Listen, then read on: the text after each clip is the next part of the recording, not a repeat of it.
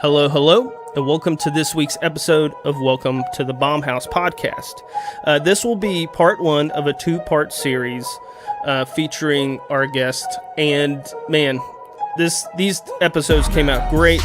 If you're a musician, an artist, or just a fan of music, this is going to be a very valuable resource for all of y'all.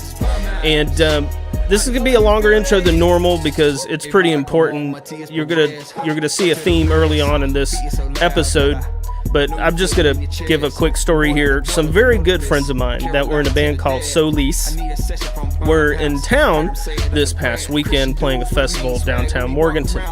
And this band, they're fantastic, by the way. You need to check them out. But they were in town, and I wanted to make sure, I have a lot of good friends in this band, and I wanted to make sure they were taken care of while they were here. And so, I was with them for a little bit, and then, I listened to the sound check and just made sure everything was okay. And then I did not plan to stay for the show. In fact, I told Leo, sort of the guy, he's the main guy behind the band. I said, Leo, I'm probably just going to hang out a couple of songs and take off, right? I had every intention of just leaving. And they got started with their set, and man, I was so blown away by what I was watching and listening to. I just became a fan right there, instantly. And I was just like, you know what? I'm not going to leave. I'm going to watch their whole set. And it was so good. It was so inspiring to watch my friends just create some really cool moments. And I was just a fan. I wasn't a critic. I wasn't thinking like a producer. I didn't want to be critical. I just wanted to enjoy it. And man, I just became a fan of this band, Solis. And so the theme for this podcast and for this particular episode really is about, at the end of the day, we all got into music because we were fans. We're fans of all the bands we talk about and all the musicians we talk about. We're just fans. And this is a good story. This is a great story of a fan of music that goes on to help discover arguably one of the biggest bands in the 90s and ever. Great story, and again, a great resource if you're in this business, want to get into the business, and you want to learn some tips and tricks. God bless. I hope you all have a great week. Check it out. Well, welcome back. Well, here we are. Well, usually I say, hey, what's up? Welcome to the bomb. Well, I guess we're doing this again. Wait, where's the bombs? Okay. All right, we're going to get straight to our guest. Let's do it. We, early on, when I started, when we started talking about this, about the podcast, this particular guest was one of my first people I thought of. Yes. And there are a few reasons why. Number one, I think he's going to prove to be a very valuable source of information. Right. And for artists, musicians in the biz, wanting to be in the biz. And the dude's awesome. Last year, I called him about I'm in the wrong building. Sorry. I called this particular guest last year. I was like, I texted him because, because 2018, right? Yeah. And I was like, hey, I want to go see the Dolphins. He's like, dude, I'm in London. I'm like, what are you doing in London? He's like, I'm with the Rolling Stones. I was like, you just with the Rolling Stones for like a show? He's like, no, like the entire tour. Wow. I was like, okay. So our street cred just went up a little bit. So Chip, introduce yourself. What's your name? I am the guy that that hides in the corner and tries to stay out of jail. But no, you're more than that. Oh. I am Chip. Yeah, Chip. And I've known you for a long time. Yeah, this is Chip Latham. Yeah, Chip, we met. I think we met through 1187 originally. Absolutely. And it was a unique.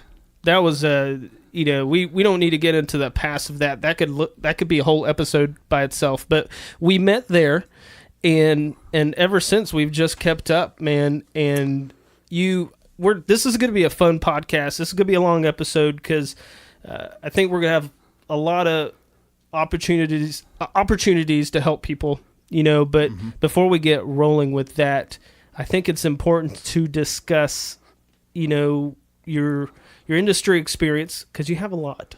I'm old, yes, very old. You have a lot. That's a polite way of saying that. I don't think that's what we meant to say. I wasn't saying that, but that's what my head here. But you have a pretty killer history in the mainstream world. I look good on paper. And Right I would agree. Right on. And so take us back. Like, how did you get started in the mainstream music world? Because we're going to separate the mainstream world and the Christian world, because eventually you moved on a little bit. You dabbled in that as well. Yep, absolutely. For me, it started with Casey Kasem, American Top 40. I had hippie babysitters, and my parents liked to go out a lot. So, in what area? Where were you from? You from Charlotte area originally? Rock Hill, just South Charlotte, basically across the border. And this was the late 60s, early 70s. They loved music. I got turned on to the Jackson 5. They were my first love. That's a pretty first. That's a pretty killer band. Yeah, it is. First poster on my wall was the Jackson 5, and in 5th grade I used to wear leather ponchos and suede vest. That's awesome. Everybody thought I was a nut. If I did that today, they would think I was going to be shooting up a school for real. Really? Wow. But that was me. I loved dressing that way, and used to sing in front of the mirror. Took guitar lessons at about age 7, but my hands weren't strong enough to make a chord, so my teacher sent me home with a tennis ball and said, "Squeeze this and come back when you're stronger." I did try that about 7 or 8 years later and learned 3 more chords, and then that is where that is. So I mean, you can play. That's a lot of songs you can play with just 3 chords. Yeah, if I had the ear, but see, I don't have the ear. I can't tune a guitar. I can't figure out the chords, and I see these YouTube lessons, and I think, oh, this is easy, but it's work, and Yes, there's a learning curve, and there's only so many learning curves that you can take, and in the music business, it's constantly evolving with technology. That is correct. So there is always a learning curve, and they're just. And you decided guitar was not worth. It was not, it's not for worth that learning me. curve. Yeah. In my second set of lessons, we had a what do you call it? Not a recital, but whatever it is when you play. All the students play. I played "Show Me the Way" by Peter Frampton, and I just did the solos, and I learned that. I'm in my head. I can hear it right now. It was great until I just unplugged my guitar. Have you heard Peter Frampton's acoustic stuff? Yeah. That he's been doing On that show, what is it called? Guitar Center, I think. It's unbelievable. Mm-hmm. Yeah. That dude is so good. He's very talented, and I did a decent job on that song, but I just unplugged my guitar without turning the volume down on the amp or the guitar, and it went me, and I just flipped. I threw my guitar off my shoulder. I ran off the stage, and It's like post-traumatic stress disorder. You're Wow. like, oh my God. I think I need to be behind it, which Like worked out well. The business side of things. But I really started trying to predict hits with Casey Kasem. I would listen every week, and Oh yeah, because back in the day, he was it for radio, right? well, he was it for radio. He's also it for the music industry. That's the first. Well, he had a lot person. of control. He talked about Casey managers. Kasem. Yeah, but he talked about the business. He talked about managers. He talked about producers. He talked about, the artist behind the song and Was what he happened. was he one of the first to do that? Would he? He really? was, as far as I know. Wow, that's unique. Yeah. Yeah, so, I remember predicting Love Will Keep Us Together by Captain Tennille. Oh, I yeah. remember him saying, this song debuts at number 37. And I'm like, that's a number 1. And it was. Oh wow. And that has been what has kept me in the business is my ears. Because if you're not finding new talent, Yeah. you're working for somebody else, basically. So you ended up, but you ran into some pretty killer talent pretty early on, right? I did. What happened was a few biggies. Yeah, I'll try not to name drop. I'll do it in reverse. But I was at a festival. I was a huge fan. And I really. Yeah, we just had dinner at Mountain Burrito, and we spent half of it talking about watching John Mayer live. Oh yeah, you're still a fan. love Yeah. John Mayer. Yeah, and I think that is for a manager, and that's what I do. I'm an artist manager.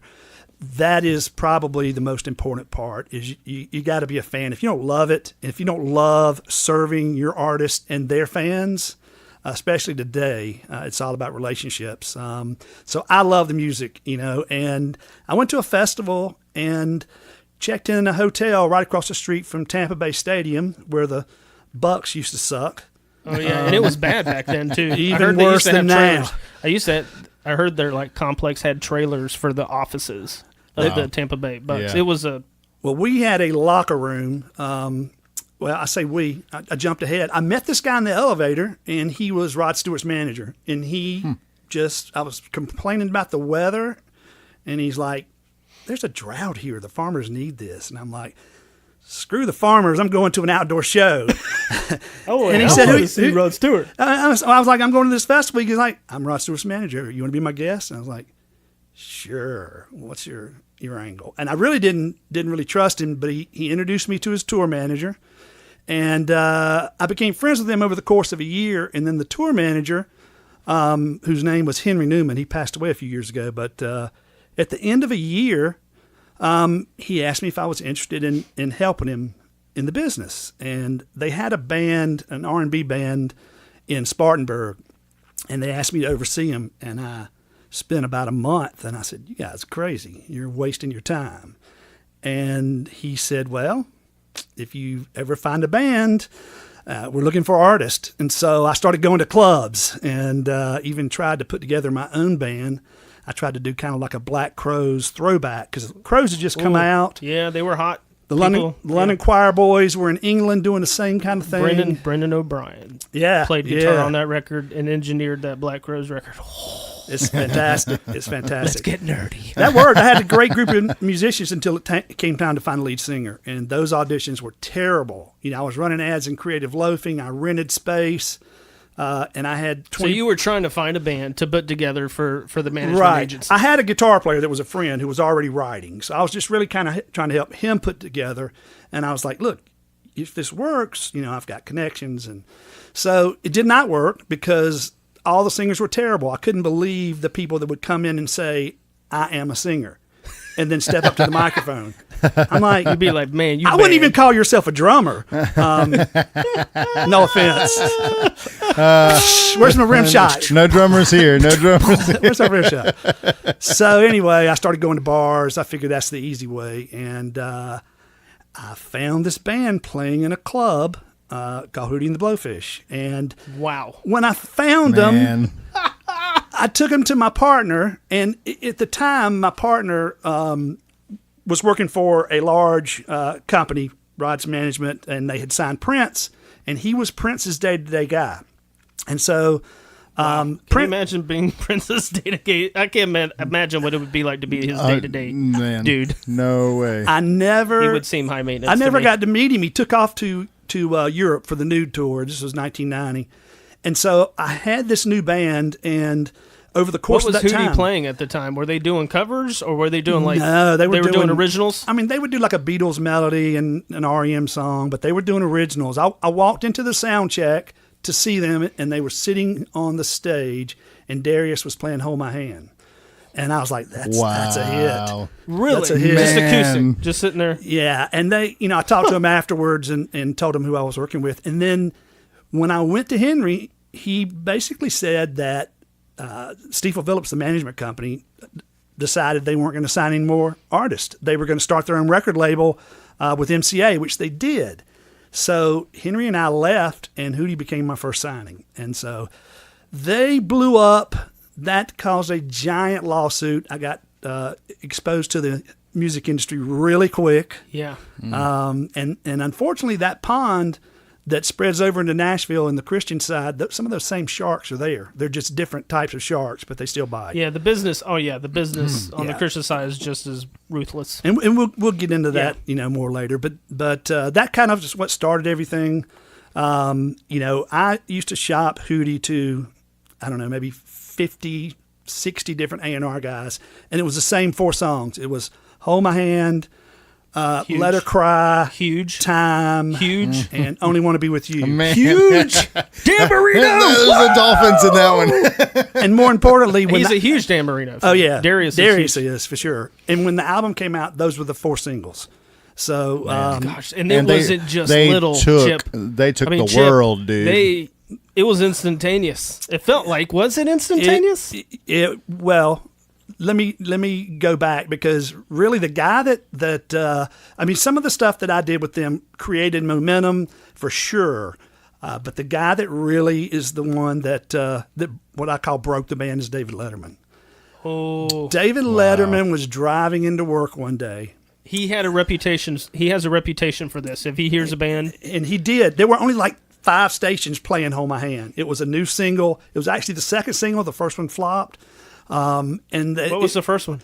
I think it was Hannah Jane. Oh yeah, There's I not a lot remember of there's not a lot of talk about it because it didn't do well. But that. I really like that record. there was a station in New York playing Hold My Hand, and this was like a Tuesday, and David heard it, and he went to his booker and said, "Get those guys on my show." And she was like, "We have an opening Friday." They jumped on a plane, and then Wow. it just exploded South Carolina from there. dudes. Just exploded from there, and there was a lot of drama, and things were moving so fast, and it ended up being ugly, not so much with me in the band, but with my business partner in the band, or my business partner and a friend of theirs. I won't get into that, but Yeah. But there's drama. yeah, there was drama, and so I spent a little bit of time trying to find the next Hootie before I realized how stupid that was. And when I say a little bit of time, that's probably 3 years. But you have a very good relationship with them. Oh yeah, to yeah. this day. Like Yeah. you still do a lot of stuff with them. I do. I'll come full circle to that, but it's at one point I had a friend who was working for the Carolina Panthers at the time in the television department, and he came up to me and he said, "Have you ever thought about managing a Christian band?" And I said, "Yeah, I have. I'm not interested." And he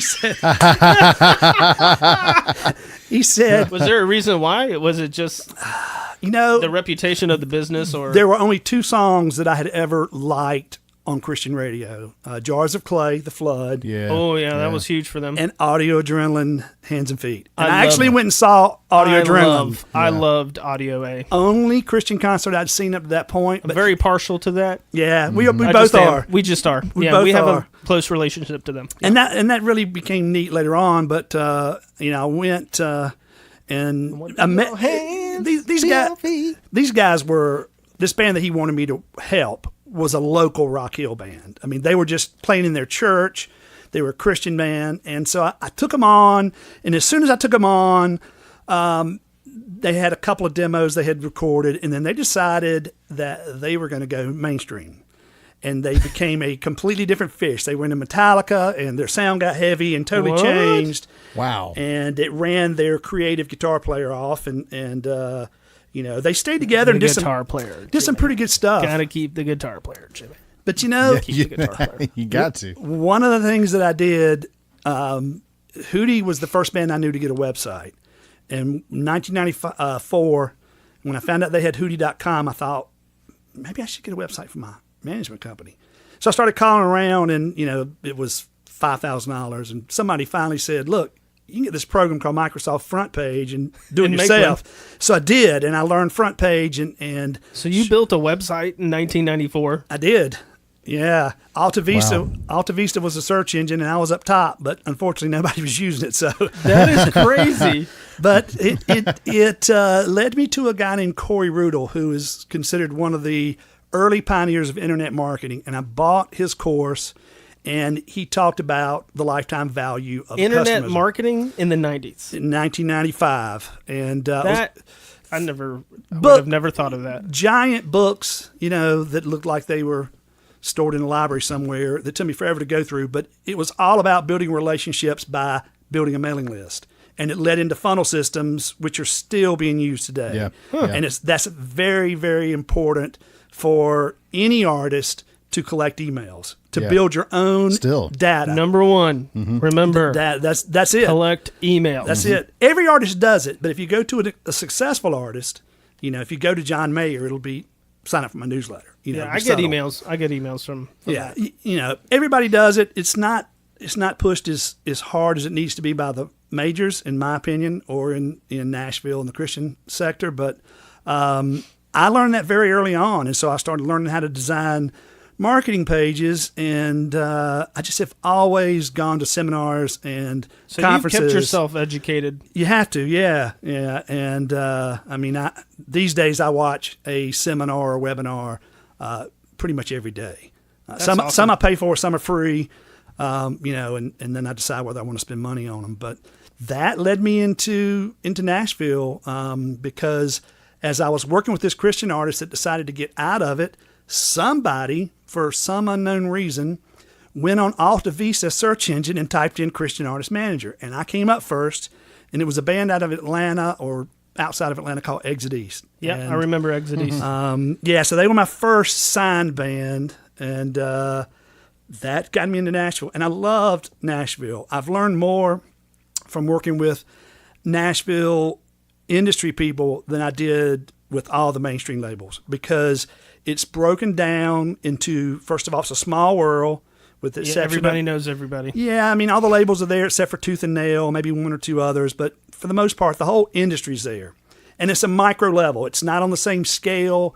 You can go into a building and know a lot of the people there instead of walking into Sony in downtown New York. It's a huge, Sony's building was huge. Right. I remember we got like the early, I think we got the first version, the first Korn album years ago. We did a Irving Plaza. Is that the name of the place in New York? It's still there. I was in a band that we did a showcase up there, and they took us into the Sony building. This was right when was it 7 Mile? No, this was a band called Four Man Furnace. Oh yeah, okay. And we went up there. This is when I was in my early 20s, and man, we got like Korn. Korn wasn't even out yet. I thought you said porn. Excuse me. No, Korn. In case you need to beat Korn that. with a K. Korn. Okay. But we, at first I was like, what the crap was I listening to? And then, of course, they became huge. But that was in it. I just remember the office building being something from a movie. It was incredibly huge. 550 Madison Avenue or something like that. It was still there. It was huge. Entire floors got shut down, as Black Monday or Black Friday or whatever hit, where they just laid off so many people, and it was sad to watch that through Napster.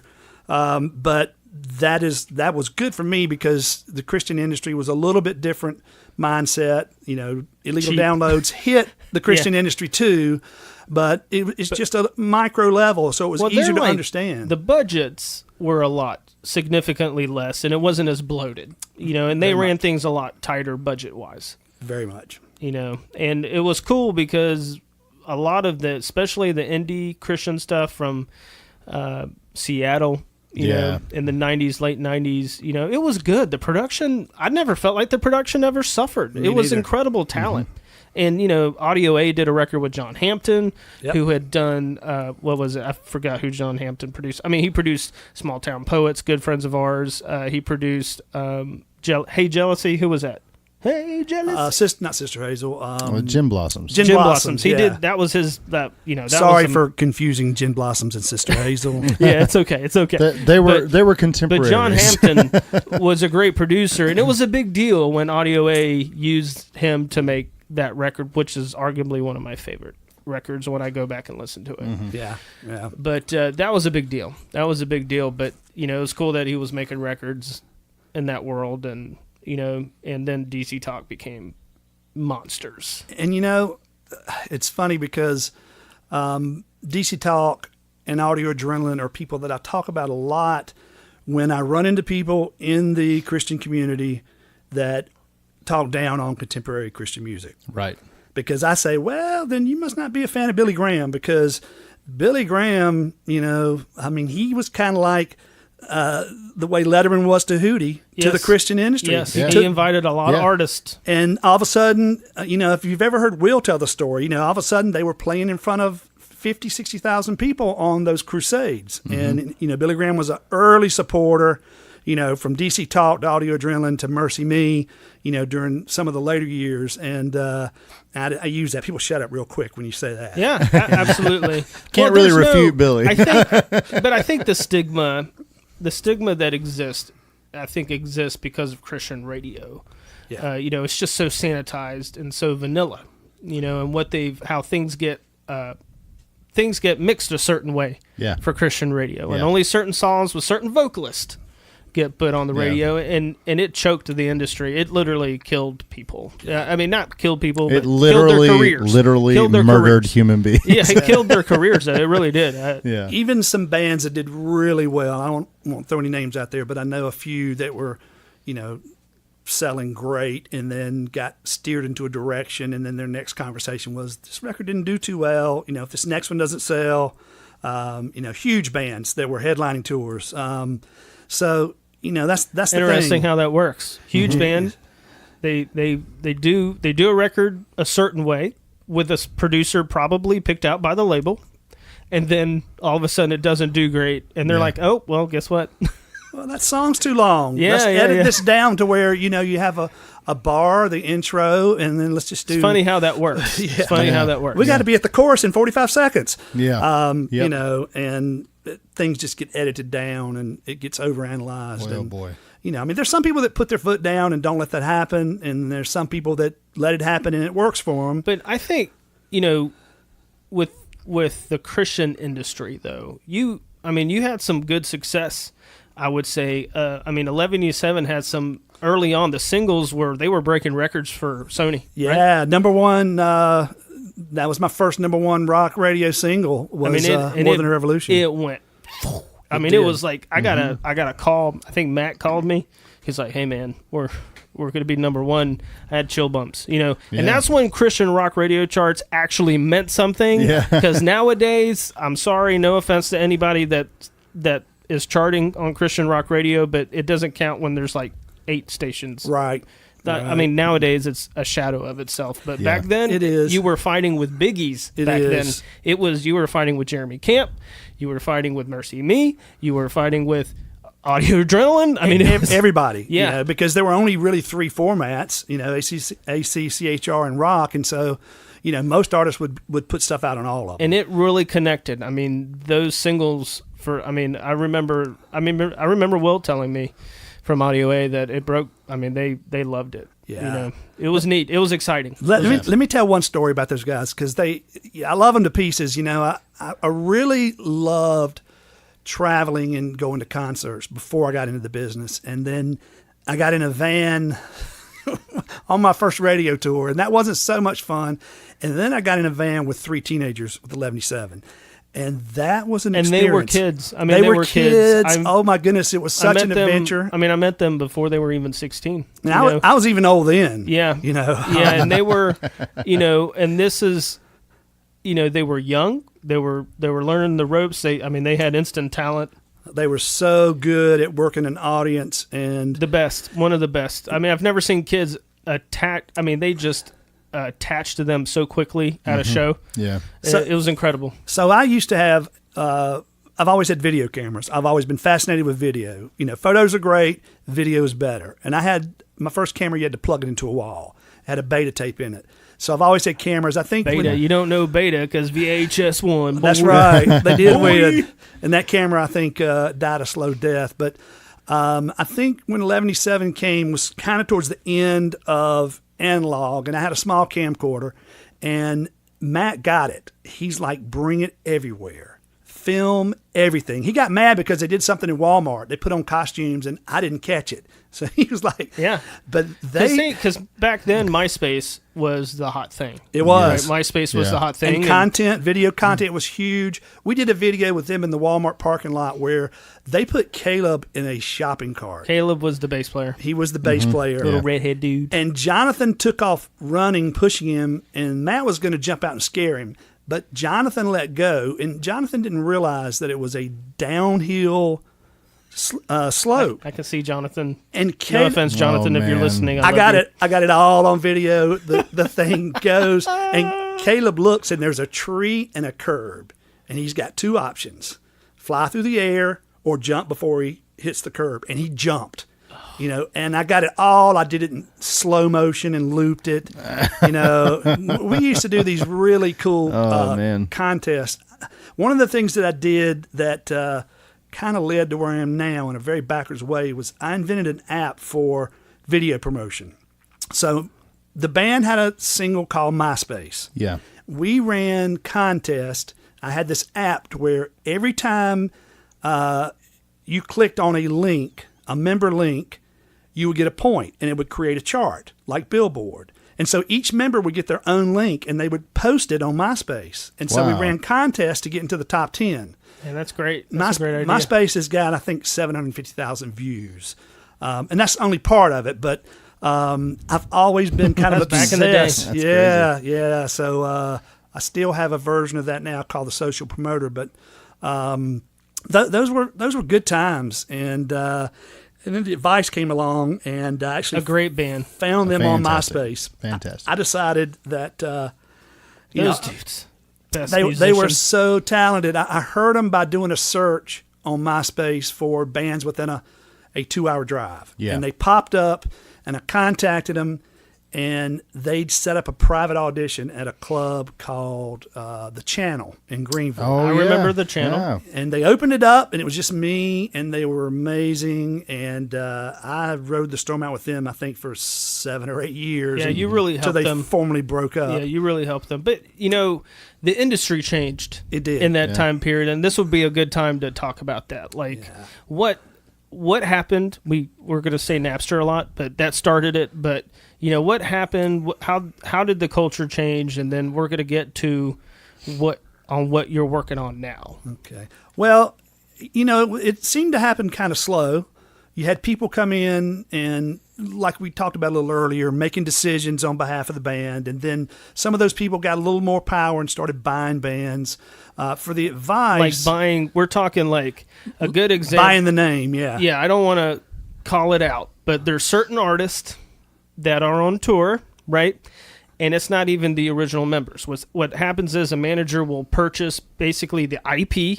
They purchase the band itself, and they just plug in basically salaried guys to be that band. Yeah. It would be like, I'm just making this up, but Elvis, they get an Elvis impersonator in there, And he becomes the real Elvis. Yes. It's like the Temptations. The Temptations, I love old school soul, and the Advice definitely had some Temptations in them. Yeah, they did. There's no original members, but they're still touring, just singing the songs and the brand. And brands are strong, and the Christian and that's what's happened. and the Christian industry picked up on that and started working more on brands than bands, Yeah. or artists, whatever you want to call them. And And this is big business, and it was big money. It is big money. Can I ask why do you think that works? brands sell. I think Yeah. it's like me being a blind, loyal Dolphins fan, regardless of how bad their seasons have always consistently So been. it's Team Dolphins, it's Team Temptations. Right. Exactly. Right. And in this case, it could be team whatever band. I got Yep. you. I got you. And especially with somebody like a couple of the first bands to do this, which I almost said accidentally, they had a huge following from years Mega. of being their real band. So there was a brand that was built, and for somebody that's been around, that's tired of touring, it's kind of it can be an exit strategy. For me with the Advice, they were signed to a label by the general manager after we did our own single and it hit Billboard. I forgot what label. In pop. Impop. We did a song called Your Love Sets Me Free, and it charted on Billboard. We did our own video for it. We did our own radio tour. We Yeah, actually did it, that's the most important thing. You had to prove to them and that's what it took. that they had this kind of power. Yeah. It wasn't like the label said, "Hey, we're going to do this for you." You had to go out and do it and Yeah. prove it to them. Every label in Nashville, every label major, every label independent with major distribution, they all turned them down. So there were no other options. And when it charted, I got a phone call from the GM, and he wanted to meet. And when we were in his office, he pulled up certain playlists, and he pulled up one of the fish stations in Cleveland. He's like, "Y'all are getting more airplay than all of our artists combined." I'm like, "Yeah, well, it's a great song. I tried to tell you." And That's what but that's why Sorry you to need a tell you. manager. yeah, That's why you need a guy. Yeah. unfortunately for the band, the general manager decided to leave the company about 4 months before their debut album came out. Yeah. And so And it the sunk whole it. It the hurt 'em. whole label eventually resigned. At one point, there was a guy in England running the label, just as a administrative person. I can't even. I don't even. It was a mess, and that kind of really.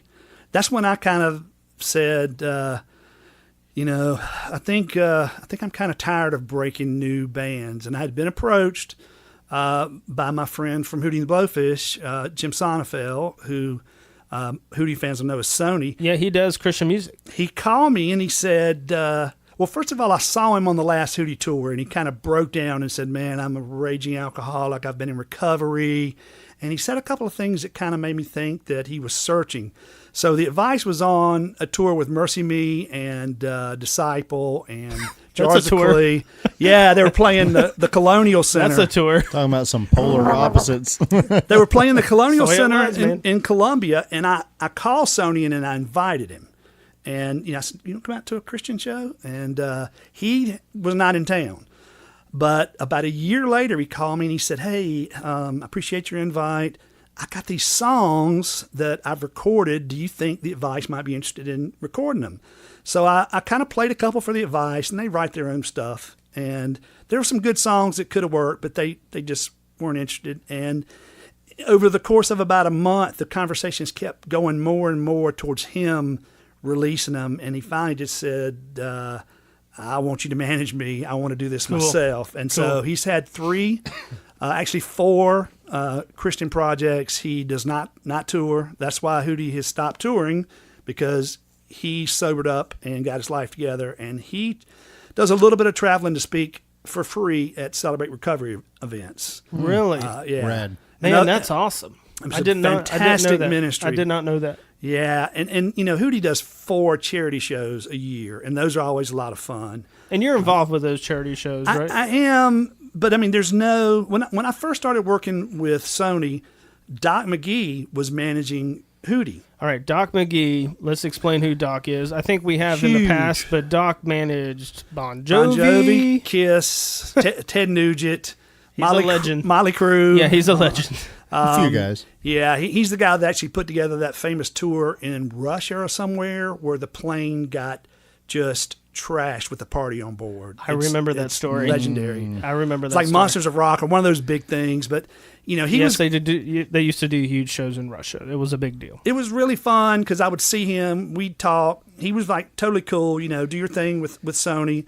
And then he left, and so there hadn't really been anybody involved. But they've got a great organization that they've always had. That's an office. It's fully staffed.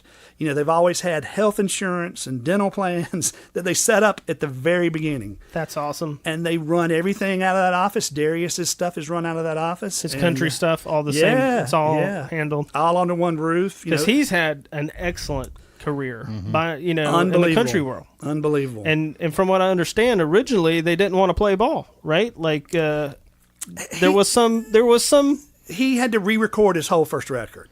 What? Yeah. I mean, really what happened with him and his country thing is totally separate. Yeah, it's a totally separate I see him, thing. but I support him and I love him dearly. But his thought was, Sony went to the band and said, we're not going to tour anymore. I can't do it. I got to get out. So Darius had been wanting to do a country project. He thought he was going to record it in his basement. And Doc McGee said, let me talk to some people. He got the head of Capitol to sign him, over a dinner. And before the album even came out. That's so funny. He had over a dinner. I'm going to have dinner with the head of Capitol. Sign them. Over the course of making the record, they came up with a song. And before they put the record out, they put a single out. And it hit the top 20. Yeah, it blew up. I remember because everybody started, because back then, some certain people started crossing over into country music, because that genre at the time was still buying CDs. Mm-hmm. There were physical things still being sold. Their fans are ravenous. They still are, because they cash their check and they go to Walmart or Target and they buy a physical product. Yeah, and it's the biggest part of the industry now. It is for signed artists for sure. There's a different way. It's a different business, independence, but he just took advantage of it and he's blown up. And at that point, it became, I need to see this through. I can't just jump in. And so, there have been talks about Hootie getting back together. A lot of talks lately. I'll just leave it at that. Man, can you imagine how big that's going to be? I'm going to. Because they are timeless. People still know. Oh, yeah. those songs. Like Yeah. it's awesome that they're from close to our area, They which is are. even cooler. But Sonny still lives in Columbia. The other guys and live here in I am, Charleston. like, and I was a rocker indie kid, like sorta. Like I'd always preferred indie rock music, and You were a I headbanger. We know that. I was. You were a headbanger. I'm not ashamed of that. I love Stryper, but That's right. still do. And but I love that record. To this day, I Yeah. love the second record. Yeah. I just thought, man, this It was a formative one for. it was for good, me. man. And So- because the thing that was cool about them was they could play. At that time, we had 99.7 here, which was the standard rock station. Right. AC/DC had that format, and you could play Hootie there. 99.7 But the they end. played Hootie on alt rock. They did, but they actually broke on rock radio, which Yes. was a surprise to me because Yes. I thought that 'Cause that's they when I would first go heard after them. alternative Yeah. first. Right. But they broke on rock, and then they quickly I crossed mean, over me to and my pop. wife, I think, were dating when that record came out, and we So were listened me and to my it. wife. No, we were married by We then, loved I'm sorry. it. Gosh, we loved it. We loved it. It's just, I still love it. But, Yeah. And then Dan Marino, they did the video with Dan Marino. I was like, Mike, this is the best thing ever. He still comes about I know. every other year or so to the Myrtle Beach Pro-Am. That's always fun because it's filled with a lot of 90s, rock stars and a ton of sports stars. Yeah. I've met Marcus Allen. I'm like a kid in the candy store. I'm like, If who's you coming go- this year? I will say, Dan if we go on Marino? your Facebook, Nah. if we go on your Facebook, I love the pictures you post because every other day it's either you and Ron Wood, you and Keith Richards, you and Ron Wood's kids. I It's- wish I could say that was all self-promotion. Most of it is because I But have to brand, you're but really a lot of it, I close. love it. But you're really close to that organization. Yes. It's more than that. Those guys are my family, and the Stones are my family. And so I Yeah. spend a lot of time posting about both And the of Rolling them. Stones have their own museum. Yes, they have their own museum called Exhibitionism. Think about that. It is in Nashville. It was in New York, Las Vegas, crazy. somewhere else. I don't know. It's been moving around. But I love that. I think that's cool. They're the only artist that's ever done that. They were the first band to do to take their own production. They were the first band in 1969 to take a full stage sound system and lighting. They were the first band to do a pay-per-view and buy it and then take a gamble and then roll the dice with that. I mean, they have just What? set so many trends. They are the world's largest touring band, and they're so much fun to hang out with because they pay for everything. And I get to ride in a car in their motorcade and have police sirens and get dropped off right at the door. I kind of milk my knees a little bit. And you told me, Yeah, you told me that I'm going to ask about guitars, but you said that they stopped accepting freebies. You can't give them anything. Yeah, I mean, and they then won't- they're very incestuous. They give each other guitars all the time, and they can't keep up with what guitars they have. they steal them. Yeah, they steal them from each other. Yeah, Wow. Yeah, a few years ago, Keith took a Stratocaster from Ronnie, and it was like a 64, 59, something. Those are the biggies. So he took a old, 52 Martin acoustic from him and was going out and doing shows with it on TV. I think that's pretty It's a fantastic. different world, and for me in 2012, when I started managing Sony and getting connected back with Hootie through their charity work and stuff, I just decided that, I kind of started with Hootie. I'll just ride the storm out with Sony because I was ready to slow down. I was looking for something to do where I didn't have to travel, and I had been thinking about these promotion apps that I'd been doing, but I realized pretty quick that they were too technical, too complicated. Well, okay. Well, this is going to be a great segue because you're doing something new, right? You're I on am. Facebook a lot. So explain what you're doing and, what it's called, all that good stuff for me. Well, so basically, I thought that with technology the way that it is, that, in the past, you would manage maybe a couple of artists. I've always been a small operation. I've had maybe 2 employees at the most, and I've had a business partner. So it's always been small. I've always kept my roster to where I could be really hands-on. And I've always had a few clients that I would consult.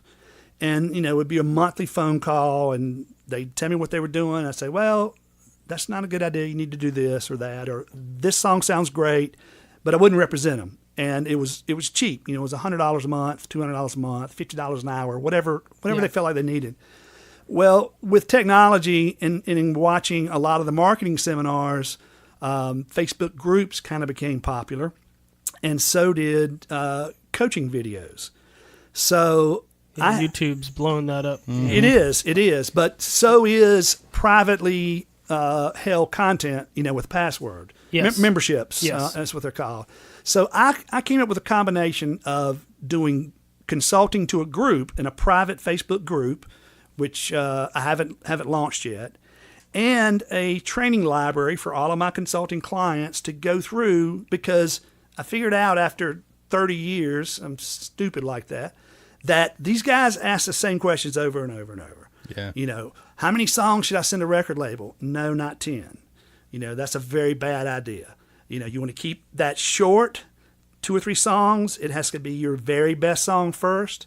And you really should try to have the songs a little on the short end if you're going to pitch for labels, even if you have to do a second mix. That's great, though, that because I know your Facebook page is blowing up.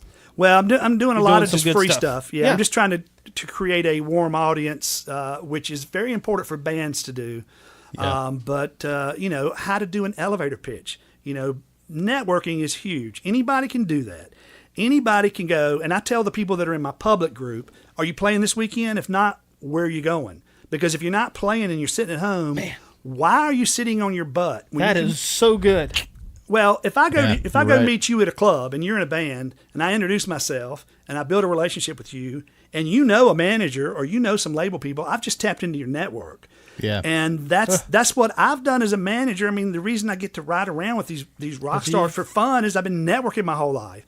So I have a video on how to do an elevator pitch, how to package it so that when you see somebody, you know what to say in 30 seconds. That's a cool idea. Because you know, if you're at like South by Southwest and you run into an A&R guy after a panel, you're not going to have much time. So I have a question. So let's just do like the top 2 things.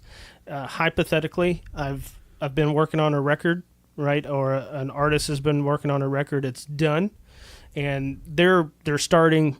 They're getting started. Okay, brand new. Yeah, we're talking like this is their first major thing. You know, this not funny business.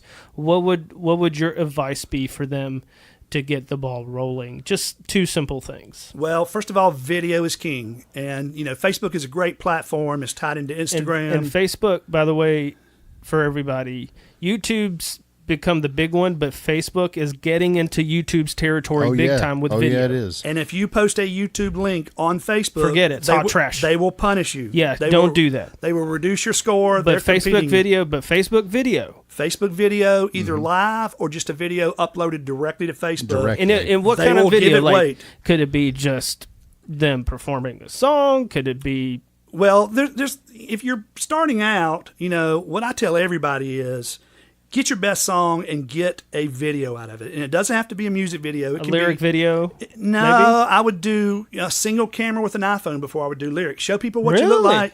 Yeah. I have seen people play in kitchens, in cars, in washing laundry rooms. Things that will, because you're going down a news feed, so you have to be able to get their attention so that they stop. So those tend to do better than actual produced music videos. But if the song is really good, Wait. You're saying a video shot in a laundry room could do better than a produced video? has been testing better in general for people that are doing this on a large scale. So, Wow. And the reason is because those are the kind of videos people tend to share organically. So if you're going to do... Yeah, check this out. I had a video on YouTube. I made a video for a friend of mine on a guitar amp years ago, and I didn't even know really what I was doing. I posted it on YouTube, ended up on the company's website. Somebody months later was like, hey, I saw a video of you playing a guitar on the floor of your studio. I was like, what? That video at that time had 100,000 hits. Wow. 100,000 views. I had no clue. Yeah. I did not know. And I made it for a friend of mine.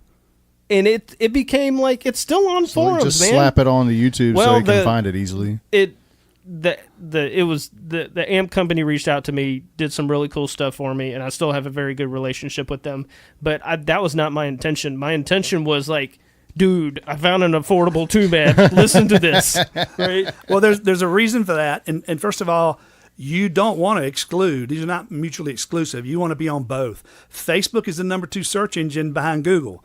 I'm sorry, YouTube is the number 2 search engine behind Google. So for discovery purposes, you want to be on YouTube. Both. You definitely want to be on YouTube. But in terms of being able to advertise, Facebook has dropped its organic reach lower and lower, and bands are complaining. And I'm like, it was free. It's not yours. They've been letting you use this for years. That's interesting you say that, because like for our podcast, Yeah. I am building our page, right? And I realize I'm just going to take my time. We're going to try to do it as organically as possible, but it's pretty cheap in my opinion. I think it's pretty cheap to do what we've been doing. I didn't think it was horribly expensive. Well, and you haven't spent any money on Facebook ads, have you? Very little. Okay. We're talking, I'm talking like I just did it to test it. Well, the secret to Facebook ads, because they're horrible if you don't know what you're doing, the secret is sequential ads that are targeted. And just to show you the power of Facebook, if you talk to any top digital marketer, a lot of them are saying, that Facebook is who put Donald Trump in the White House, because he was running Facebook ads, and it wasn't Cambridge Analytica. It was he was able to target specific interest. Yes, and that's what Facebook does. So you're talking when you go, like, just for the general public, if you have a business, when you go to get the ad, it tells you the demographic age, it tells you the geographical location, it tells you all that stuff. It does. But if you want to grow your audience, which is the big thing that I always get, so we're doing good with what we have. And you talk about a band that has a new record. Well, if they don't have an audience, then this is where you start. If they do, you focus on your existing audience. That's warm. You work those guys first. But if you don't and you want to grow your reach, then we use a very simple sequence. We take a video that showcases one of your best songs, and we run ads to that video on a large scale. You pick whoever you sound like, and you may pick 2 or 3 bands in detailed targeting. You can set up your own audiences, and you want to get that somewhere between 200,000 or 300,000 to maybe 2 million, not too much larger. So if it's a large artist, I've got one client that sounds like Taylor Swift, and if you try to target that, you're going to get 9 million people.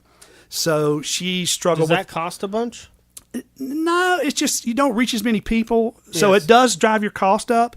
But you can reduce that ad size by saying they also need to be, say, into weight loss or on diet programs, because this artist has struggled with weight, and that can reduce the audience to where you're in that sweet spot.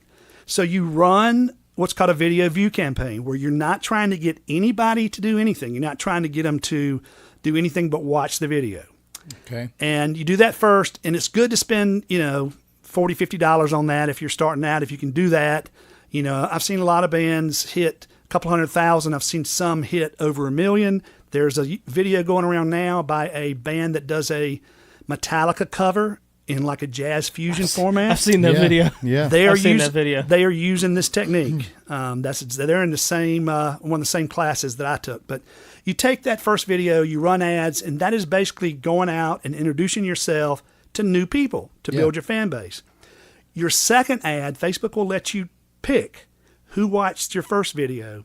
So your second ad only goes to the people that saw that video. Yes, I've seen that. That is a highly targeted audience. Then you can maybe think about asking for an email and get their email address. Because once you have Jimmy's mind. This is blowing my mind.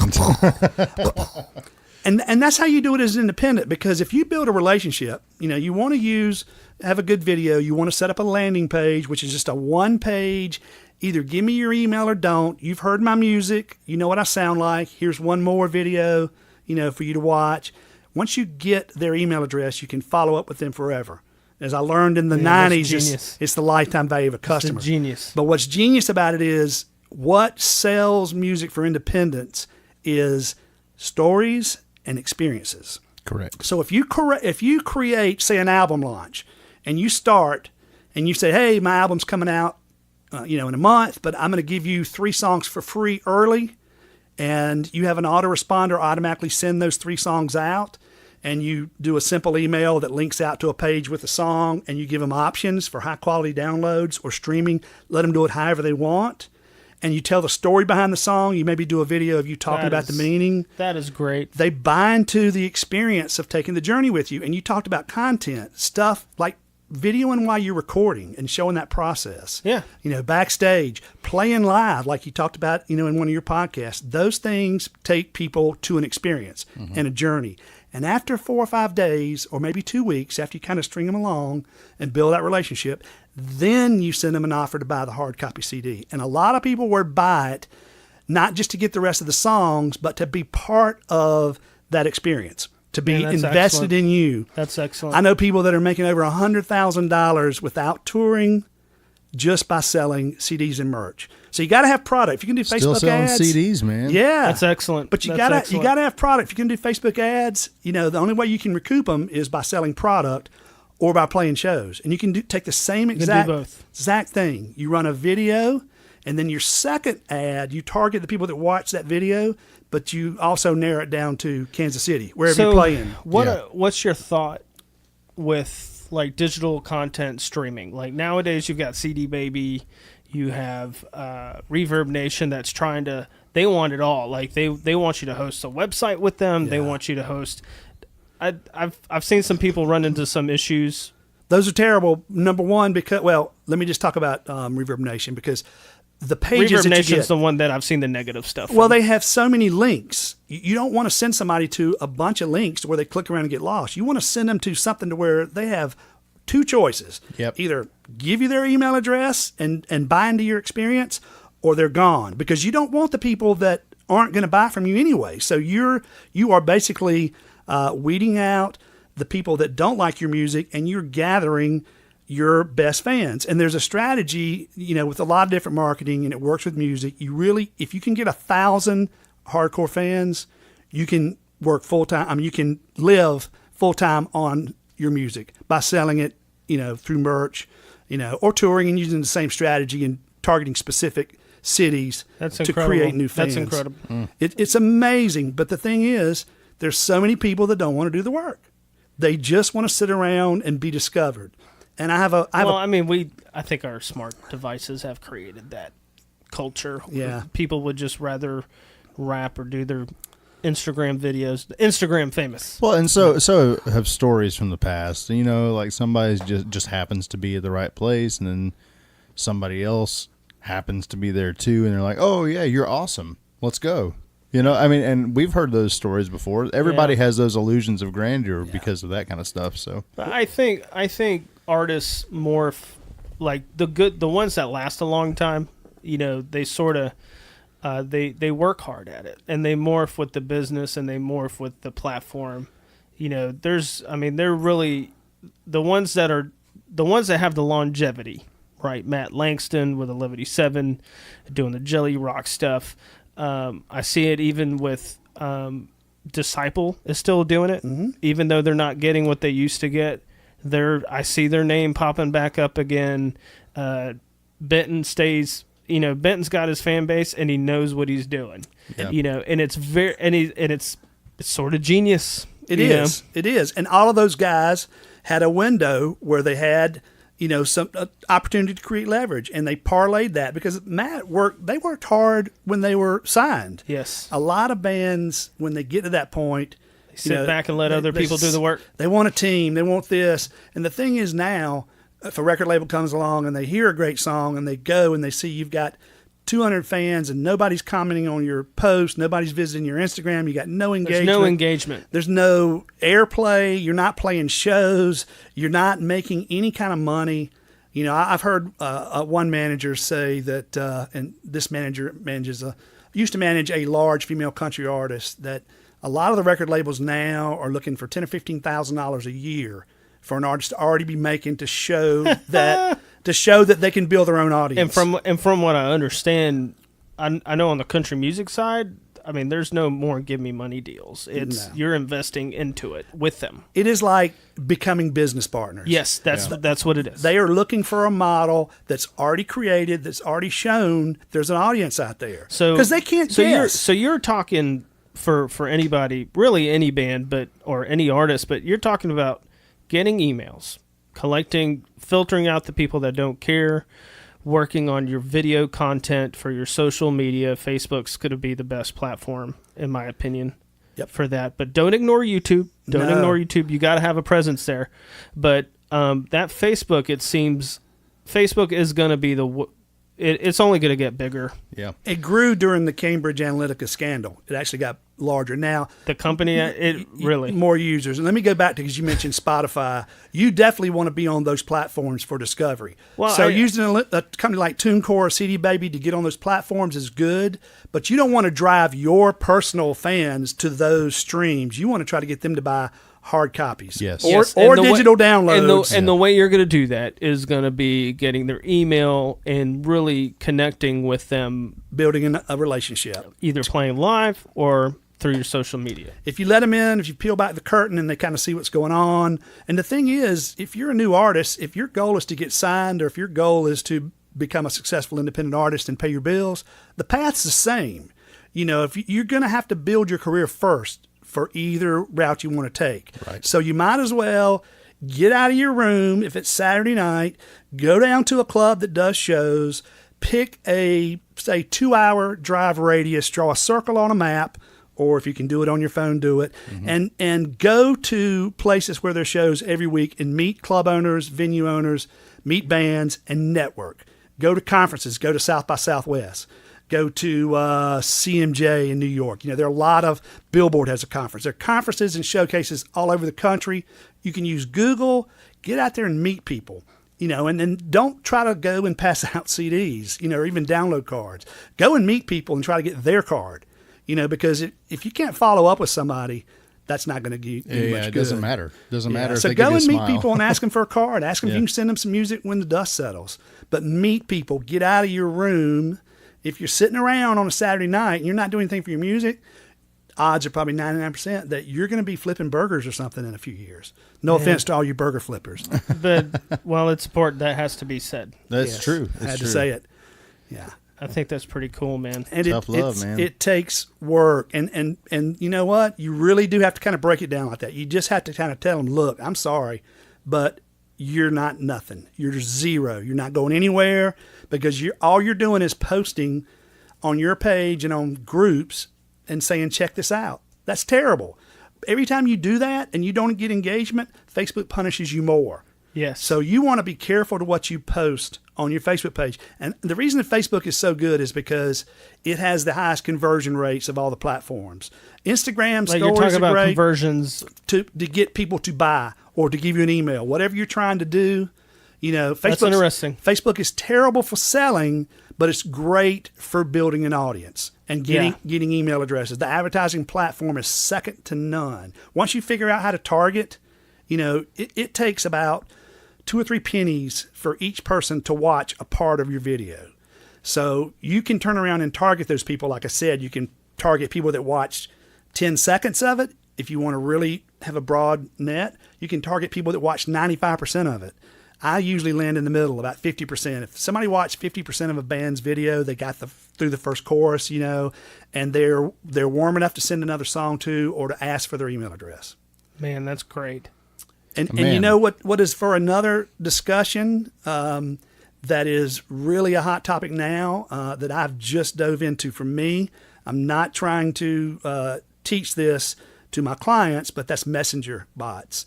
I've seen those. It's more complicated, but the open rates are so much better than email. I've noticed that. That is a big part part of Are these the ads in the Messenger app? Is that what you're talking about? Or Well, they can be ads like normal Facebook I've seen ads, those pop up. and it says send message. And once it does, you have you have permission to send them automated sequences. Yes. And if we wanted to, all of our followers on our Facebook page, if we want to remind everybody, hey, we got a new episode up this week, we can just do it that way. Yeah, you can and target people that like your page. Yeah, it's direct. It's direct. It's pretty. I noticed that. I saw that recently, and I was wondering, that's.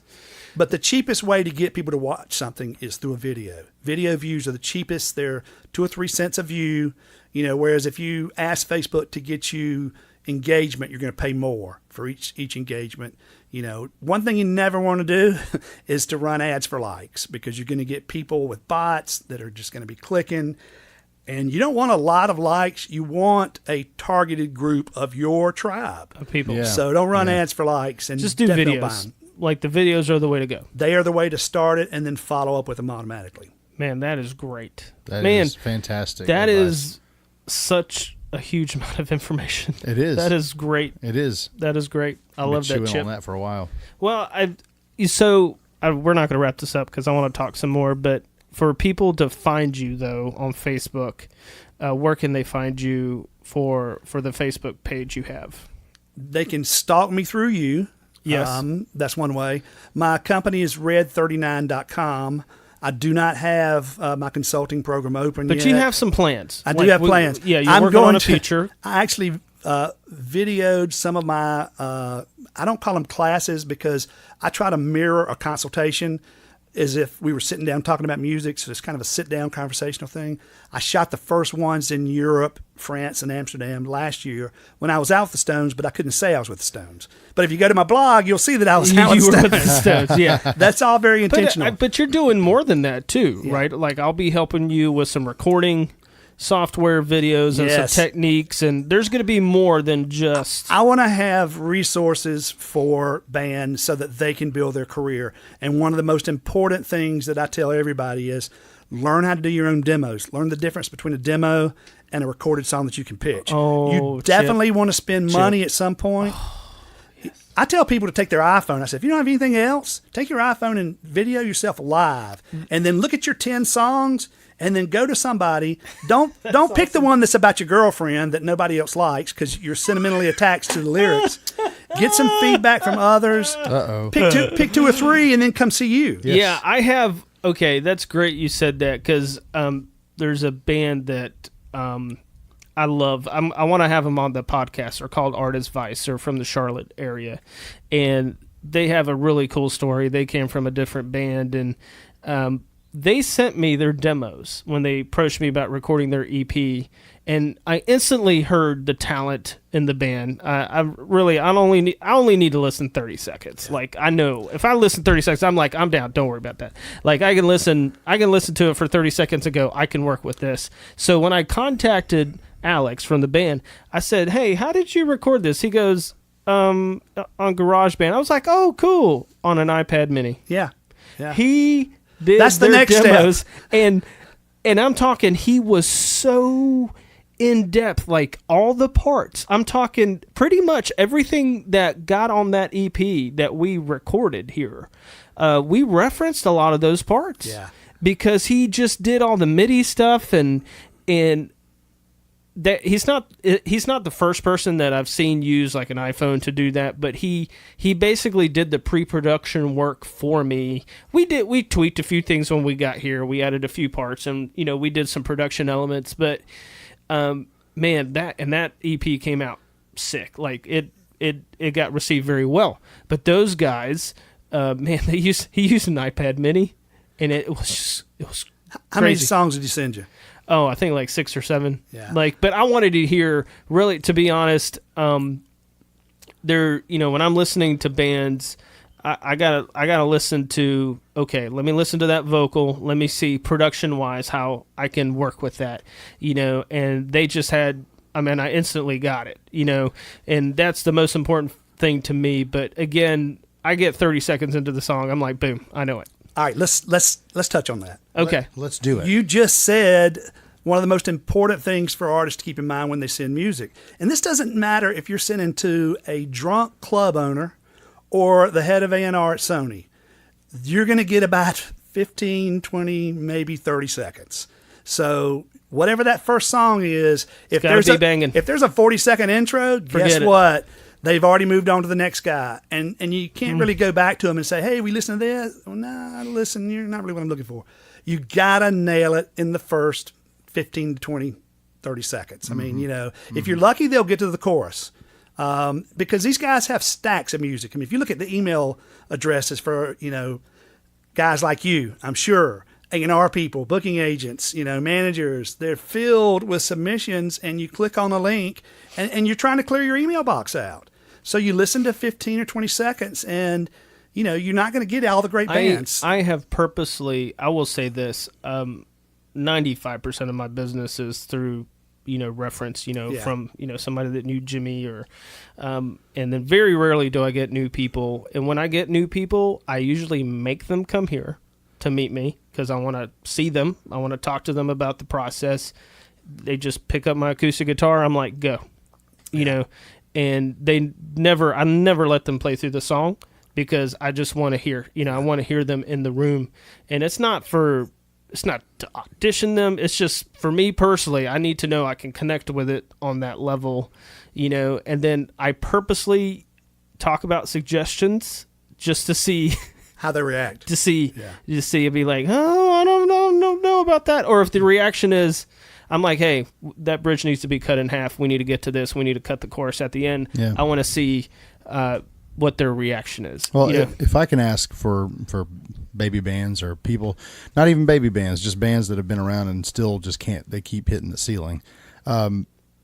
Is it pertinent that those tracks that we turn into people for listening start at the very beginning of the track, or can you kind of compensate and cut forward? Here's the thing: it depends on what you're pitching to, who you're pitching to, and what those goals are. You have a different set of criteria. Yeah, because I'm going to get paid. You're going to get paid. I'm getting paid, and I'm producing. For somebody that's not going to get paid unless this song hits, they have a very different criteria. And I always tell people, if you can, get your producer to do an edit and get to the chorus quick. If your songs are long, that's cool. My son's been in 3 bands. They've all come to me for management. I've said no, but I'll consult. And they write rock operas. I'm serious. Like my son had a rock opera about one giant monster or something. I can't remember what it was. That's awesome. They're doing that though. Yeah, it was really cool. It was like the Who in the old days, but the songs were like 10 minutes, and I'm like, can't do that. That's great, but you're not, this is not something that you can really send people. I think a good example, like Jimmy, your music tells a story, right? You're doing, he does very folky kind of music, and it's vibey, so your audience is going to be different. You're going to have a different audience. Yeah. For sure. And lyrically, you can pull them in. It's not always the melodic hook. It can be the lyrics, but the main thing and is the story behind the song. And the story behind the song. And that's why when you're doing ads, it's a good thing to tell that story, either through email or through the landing pages or whatever. But you just have to keep in mind. You see that with the bigger churches promoting their worship music. There's always a video of the story of why we wrote this song, or so like you'll hear that story and then you'll see B-roll of the live stuff or something like that. Yes, like I'm a huge video game fan, so I love listening to. Really? I love the stories of why certain things were created in games. Yeah. I just eat that up. I eat that up. All the Easter eggs make it just fun. Like there's a gun called the Colony that spits out grenades that like are spiders in Destiny. Which game? In Destiny 2. Oh, Destiny. Okay. Right.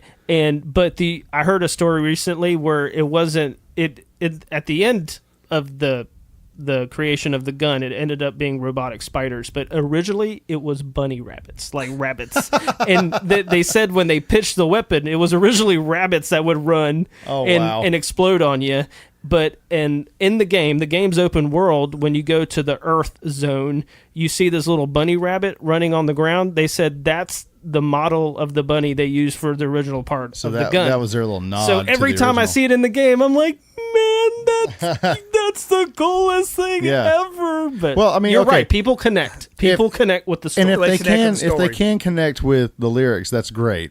But again, like my question, maybe on a more technical kind of note, would it be frowned upon to be like faded in at the moment where that starts? Because if you do have like a great song, but your intro is 30 seconds long. Yeah, I don't think so. Have to cut it. I don't think so. I think fading in is fine. It depends on whether you're sending audio to get somebody to listen or if you're trying to get somebody to watch through the Facebook news feed. Right. I rave about Facebook because I've taken so many classes on it and I've seen just how cheap it is compared to the traditional models. You know, you could take $2,000, pick a song, hire a independent radio promoter, and odds are it's going to flop. You take that $2,000 and you use that to build your audience, and then follow up with them. And the value's much better on that. Much better. Yeah, much better. Wow. Okay, so let's point that out, because I see bands promoting a lot of radio stuff. The value's always going to be better on Facebook. Much better. And I have said that recently. I don't understand the value when you only have a handful of Christian radio stations playing your rock single. What does that what does that do for you? Right. Other than you get to say, hey, we charted at 21. It's a little bit of credibility, and there's nothing wrong with going after that, but spending a lot of money on it. But I'm saying the value. I don't think the value's there. Here's the thing. On any given night, there are more people logged into Facebook than CBS, Fox, ABC, and NBC. Amen. On any given night. That doesn't surprise me. That's why you had a presidential candidate running ads on Facebook while his competitor was running TV spots and spending 5 times the amount. I mean, it's just... Whoa. It is just You're right. phenomenal platform. You're right, because the budget was huge difference. Oh, yeah. Money. And a lot of people wrote him off because of that. And I'm not... Yeah, I know. I'm not really a supporter. Well, I know. I loved what he did with marketing. But people... history is going to prove that was one of the worst campaigns run by her, and best by her him. Team, and best by him. Best campaign in history. And it has nothing to do with beliefs. We don't talk about this on this podcast, but it's about the business of how they reach people. It was just ludicrous. And they did it. Well, Obama did it smart early on, but this was refined. Right. He did it with what he had, and that was a big edge for him. It was a big edge. It helped him, but absolutely. This was a very refined version, and it's probably even going to be more refined for whatever the next election. I think it's going to be governed a little differently now. It will be. I think it's going to be controlled a little bit better, but man, I mean, that explains so much. Yeah, and you know what? I mean, that same power that they used to you can use. You have access to that. Yeah. You may not have the it. millions of dollars, but you can still get it. You need a great song or a really good song. You know, get a video of it. You know, if you can get an external microphone attached to your iPhone, even better. You know, a camcorder with an external microphone. The better audio is always good, but it doesn't have to be. Just get a great song. Do something really unusual. I saw one video that had millions of views, and I can't remember who the artist was, but it showed him sitting on a throne. And there's this thing called a stop moment where you need to get somebody in the first 10 seconds to go and zero in to stop it from going down your news feed. This video panned out, and at about 4 seconds of panning out, there was a lion sitting beside the throne. Oh, and that's you're like, oh, I gotta watch that.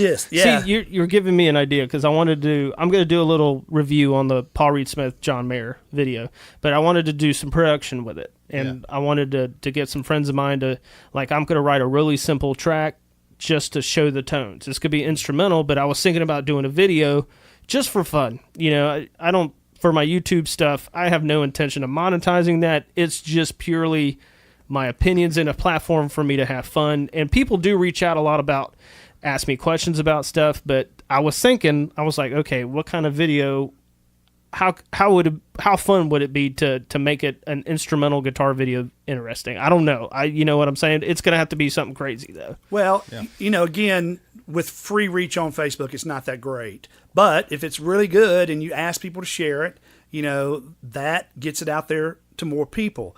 When you start to spend money, even if it's $1 a day, and I know people that'll recommend on reach, right? Not on likes. On video views. On video views. $1 a day for 7-10 days, spend $10 and pick the people that you feel like would most likely like that. And you're going to be, you know, if it's good, you're going to get a high probability of people that are into it. The thing about it is with Facebook, once you download that video, there is a formula to where you can save that post ID. And so if it gets watched by, you know, 50,000 people and gets shared 20 times, you can turn around and use that same video again. And those shares and views are still there. It's called social stacking.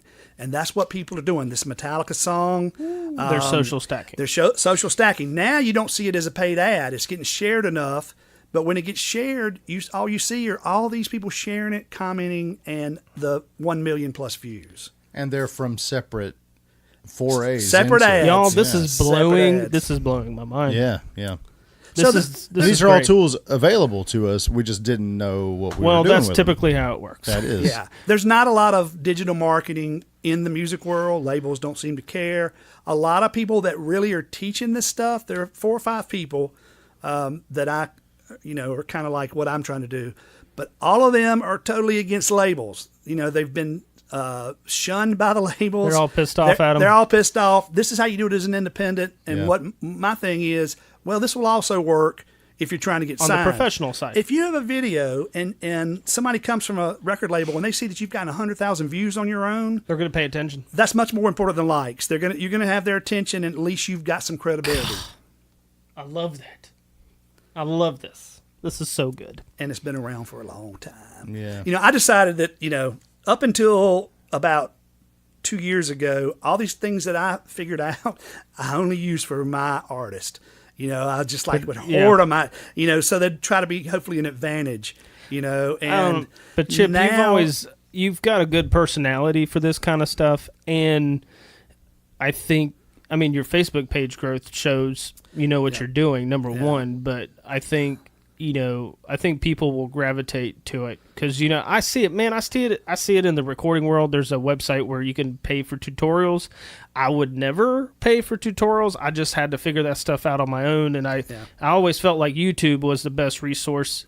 Hey, this is how you edit drums on Studio One. Or this is how you tune. This is how you get the auto-tuned vocal from Post Malone. It's my go-to thing too for anything that I can't figure out. How do I get this website to look like this, or how do I edit this video? I just went up. So, what's your thought on websites? Because I think the simpler the better. Yeah. And it needs to drive to one particular source, in my opinion. But everything needs to ultimately point to a email opt-in. You can have a website, but ultimately your YouTube channel, everything, all the traffic that you drive. Let me do a free commercial for Jimmy. I pre-ordered his shirt. Yeah.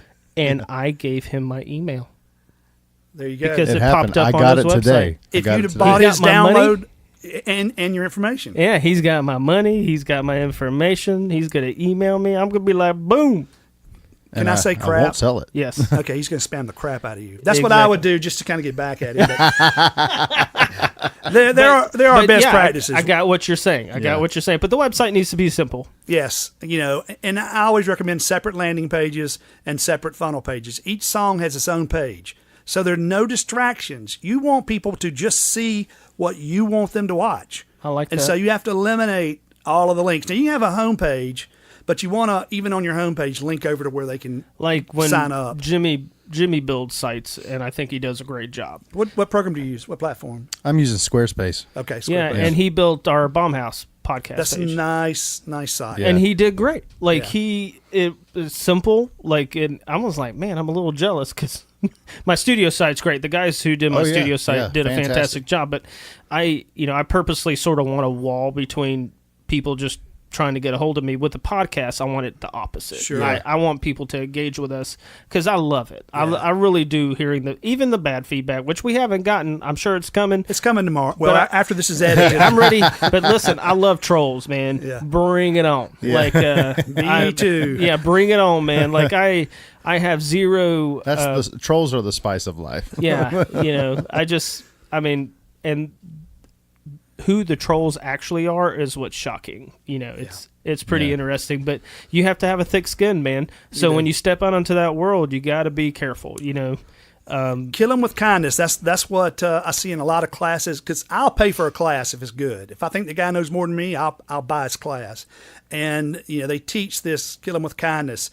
Oh, you didn't like it? Yeah, I do suck. And you just kind of And sometimes they'll come around and say Deadpool humor works, self-depreciating humor, which I love. Right. If you get into a hating match, it's over, and you'll end up deleting it, and you'll lose that weight from your. It's not worth post. it. It's not worth it. So just be nice. Hope they move on. Sometimes they'll even turn around and say, it's not that bad. Yeah. So don't give them what they want. Don't feed the trolls. Yes. Man, that's great. Do not feed the trolls. Yeah, that's true, man. That is true. That is true. All right, guys, this is the end of episode 1. Actually, episode 2 will start off when we get into a question and answer period with Chip. Hope you guys have enjoyed this episode. If you have any questions, please hit us up on the Facebook page. Welcome to the Bomb House Podcast. God bless. Bye. Laying down that adios and no smoking in my studio. Sound coming through the stereo. How you feeling shook? Vertigo. All of this confidence, dripping finesse, hitting notes and falsetto. We love tacos, so let Ricky do his thing pronto. Finish this session today, he gon' hit you with the mix tomorrow. Produce, record, mix, master it. Sounding so dope that it gets your pass a lit. Hit after hit after hit after hit. Hit after hit, lickety split. What's that smell? Apple cinnamon, ready made big. Got it from Jimmy Jam. Grab the pen again, let me hear it back again.